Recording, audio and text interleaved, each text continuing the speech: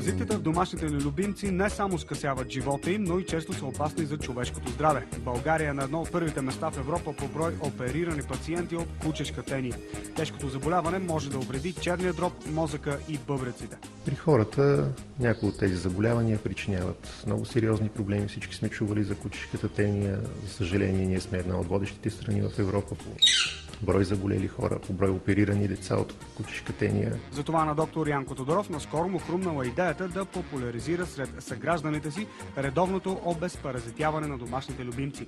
Оказва се, че собствениците на кучета и котки у нас не знаят как да се грижат правилно за тях. Много хора смятат, че е достатъчно да се дадат таблетки веднъж в годината или на 2 или на 3 месеца, а всъщност истината е съвсем друга. Ние трябва редовно, ежемесечно да даваме хапчета за вътрешни паразити. Когато домашният любимец пристига в ветеринарната клиника за обезпаразитяване, животното се измерва на електронен кантар. Според теглото се определя и дозата на противопаразитните таблетки. Ако, например, котката ви тежи 8 кг, тя ще получи 2 хапчета. При кучета дозата е таблетка на 10 кг тегло. Не е необходимо вече за съвременните медикаменти да се провеждат гладни диети, както беше по-рано, нито пък е необходимо таблетките да бъдат давани на гладно, могат да бъдат дадени по всяко едно време. За да има ефект, обезпаразитяването на животните трябва да се прави редовно.